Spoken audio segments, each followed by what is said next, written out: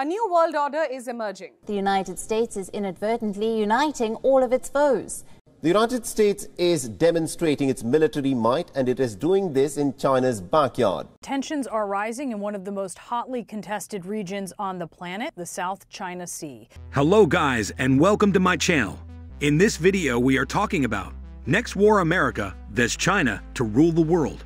Armed conflict between China and the US in the next decade, while not yet probable, has become a real possibility.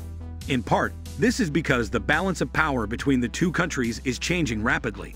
In part, it is because, back in 2014, Xi Jinping changed China's grand strategy from an essentially defensive posture to a more activist policy that seeks to advance Chinese interests across the world. It is also because the US has, in response, embraced an entirely new China strategy since 2017 in what the Trump and Biden administrations have called a new age of strategic competition.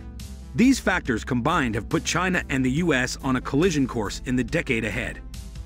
We have arrived at a point in the long evolution of the US-China relationship when serious analysts and commentators increasingly assume that some form of crisis, conflict, or even war is inevitable. This thinking is dangerous. The advantage of diplomatic history, if we study it seriously, is that the risk of talking ourselves into a crisis is real. The discourse of inevitability takes hold, mutual demonization increases, and the public policy response, ever so subtly, moves from war prevention to war preparation. The sleepwalking of the nations of Europe into war in 1914 should remain a salutary lesson for us all. Let's go with dollars and yuan. The US defense budget is fairly transparent, at least in terms of total dollars.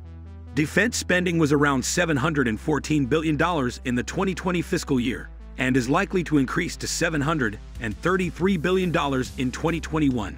Somewhat opaque, China's defense spending is certainly smaller, with this defense budget set at 1.36 trillion yuan, $212.6 billion, a 6.8% increase from the previous year.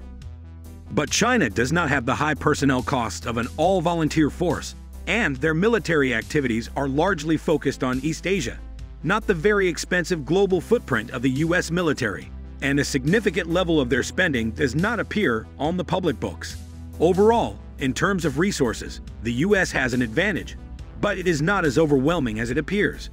In terms of simple numbers of warships, China is already leading the US, roughly 350 to 300 in-combat vessels, and the Chinese shipyards are pumping out new warships on a near-weekly basis, especially relatively low-technology patrol missile boats, corvettes, and frigates.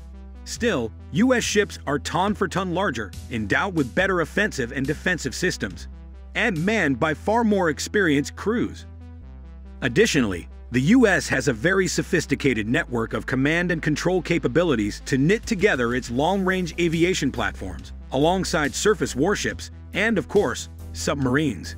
When factoring in the tight geography of East Asia, I would say slight advantage, China in terms of pure numbers of platforms both sea and air, with the US having higher quality of assets.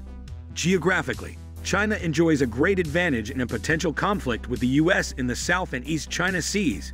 Notably, China would be able to support its warships logistically in terms of fuel and ammunition, provide combat repair facilities nearby, and move sailors on and off their ships with ease. For the United States, lengthy supply and manpower chains would bedevil US forces, even allowing for the presence of US bases close by. Additionally, China is increasingly taking a page from the US and strengthening its systems of partnerships. The Belt and Road Initiative is designed to do exactly that, and the Chinese are making inroads both in Asia and the east coast of Africa. Most importantly, Beijing is consolidating its relationships with Russia. The two nations frequently exercise together militarily. Iran, China just announced a $400 billion investment, Pakistan and the Philippines. President Rodrigo Duterte seems to favor China in many issues over the US, nominally a formal treaty ally. Before we continue our video, make sure to subscribe to our channel and hit the bell icon for more interesting videos. So let's start the video again. Overall, the US allies are bigger, richer, and have stronger militaries, so an advantage for Washington. But the gap is closing. Finally, and most importantly, victory in a US-China war would be highly influenced by who has the best technology. In the key areas of undersea silencing of submarines, numbers of military satellites in space, offensive and defensive cyber tools, and unmanned vehicles, the U.S. still has the lead. But China is closing fast, especially in artificial intelligence, hypersonic cruise missiles, cyber, and the emerging field of quantum computing. The recently released National Commission on Artificial Intelligence is telling in this regard. Again, slight, but closing, advantage to the United States. Thanks for watching. Make sure to give this video a thumbs up, subscribe if you liked it, and share it with your friends. For more informative videos on topics like this, check out the rest of our channel.